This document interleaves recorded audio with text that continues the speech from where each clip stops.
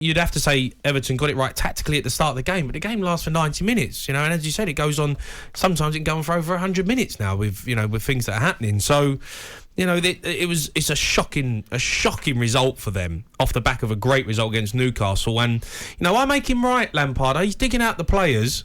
And, there's only so much you can keep putting your arm around, oh, come on, lads, let's fight and put your arm around them and let's get it done. No, come on. You're professional athletes. You're professional footballers. Make things happen. Go after it. Try and turn up for your team. And in them moments, and I know what he's trying to say. He's basically saying that there's too many players in his team that go missing. And there's too many players that are hiding.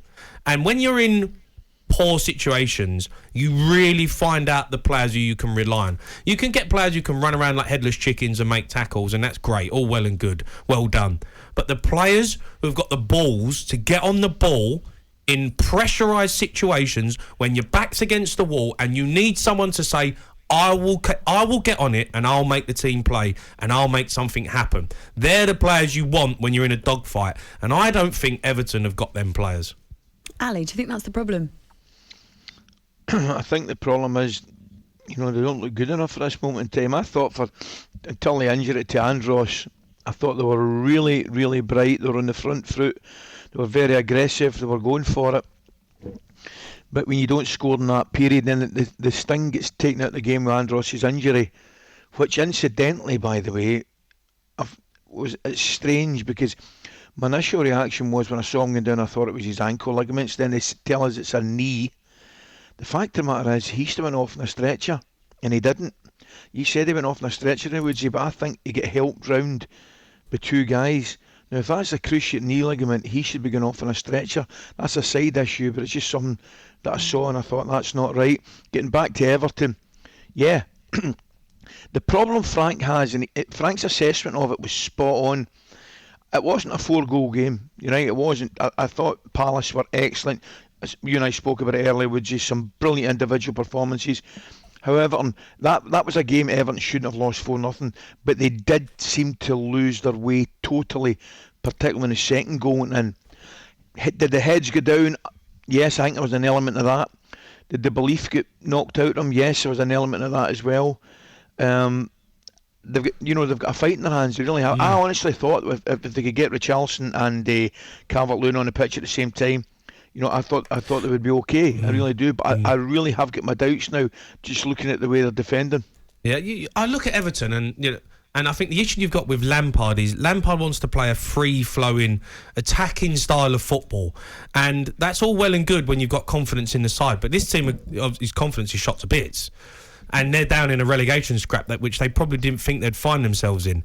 He hasn't got the players who have got the balls to get on the ball and make them play. So, you haven't got enough players who say, I will get it and make things happen. So what do? You have to then go, we need to be hard to beat. We got to be solid at the back. We can't concede easy goals. They give away goals for fun. They're so easy to score against.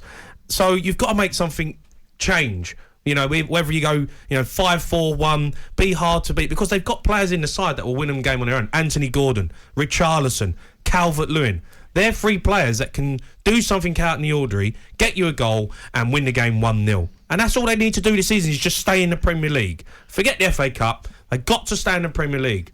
Next season he can regroup and put his philosophies in place of how he wants to play football. But right now, you've got to fight for every ball and make sure you stop conceding easy goals. Can you guys give me an idea of when you're in this kind of situation and you're essentially fighting for your lives and trying to stay in the division, how much you need that unity? Because there might be players in that team that think, well, if they're going down, I'm not going down with them. I'll get a move. I'll get a move onto somewhere better. And granted, not many of them, I have to say, not many of them the way that they're playing at the moment, but the quality players perhaps that you just mentioned there, how much do you need everybody to be really pulling together and pushing in the right direction? You need everyone. Yeah, you need everyone on side. I mean, you absolutely need everyone on side. You can't have that mentality, if we go down, I'm moving on. That's a really poor mentality to have. But it happens, isn't it? Yeah, of course it happens. Of course. And, these players will believe that they're Premier League players. But if you just got relegated with Everton, you deserve to be playing in the Championship. Simple as that, because you haven't